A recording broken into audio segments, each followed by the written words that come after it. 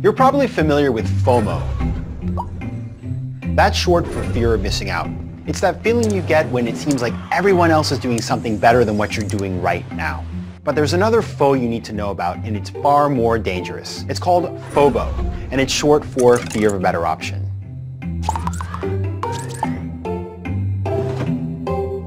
We live in a world of overwhelming choice. Even decisions that used to be simple, like choosing a restaurant or making everyday purchases, are now fraught with overanalysis. Technology has only made the issue more pronounced. If you want to buy a pair of white shoelaces online, you have to sort through thousands of items and read through hundreds of reviews. That's an astounding amount of information to process to just buy 2 pieces of string that cost less than your morning latte. Chances are you've experienced FOBO when you've struggled to choose just one from a group of perfectly acceptable outcomes. It's a symptom of a culture which sees value in collecting and preserving as many options as possible. You might wonder why all of this is so bad. It seems counterintuitive. Shouldn't it be a privilege to have so many good options to choose from? The problem is, FOBO induces such severe analysis paralysis that it can negatively impact both your personal and your professional life. When you can't make decisions with conviction, you waste precious time and energy. Luckily, there is a way to overcome FOBO. Here's the secret. With any decision you make, you first have to determine the stakes, as this will inform your decision-making strategy.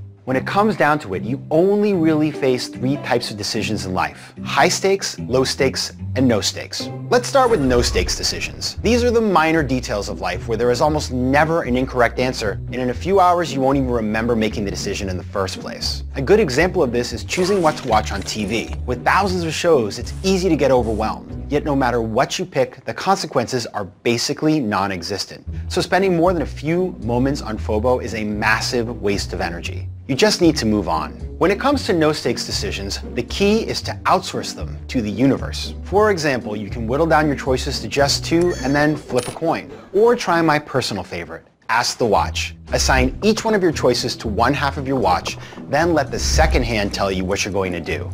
Looks like I'll be having the fish.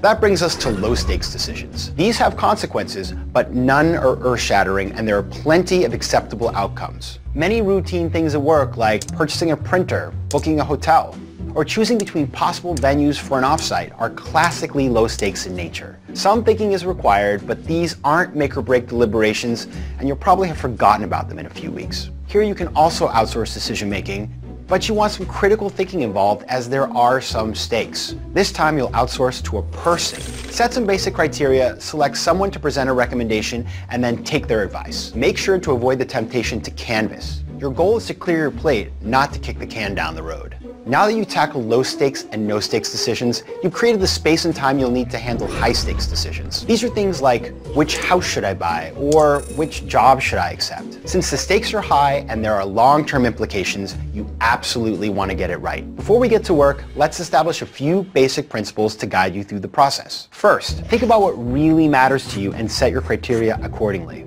Second, gather the relevant facts. Make sure you collect data about all of the options so you can be confident that you're truly making an informed decision. And third, remember that FOBO by nature comes when you struggle to choose just one from a group of perfectly acceptable options.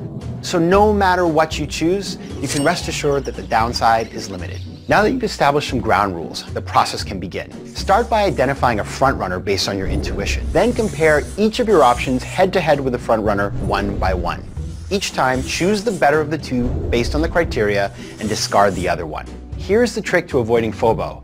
When you eliminate an option, it's gone forever. If you keep returning to discarded options, you risk getting stuck.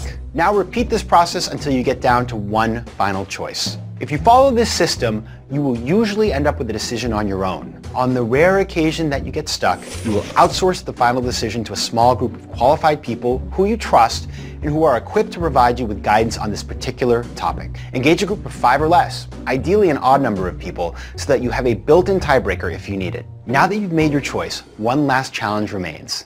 You have to commit. I can't promise you that you'll ever truly know if you've made the perfect decision, but I can tell you this.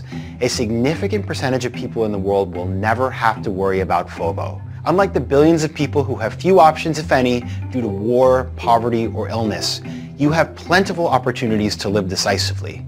You may not get everything you want, but the mere fact you get to decide is powerful. In fact, it's a gift. Make the most of it.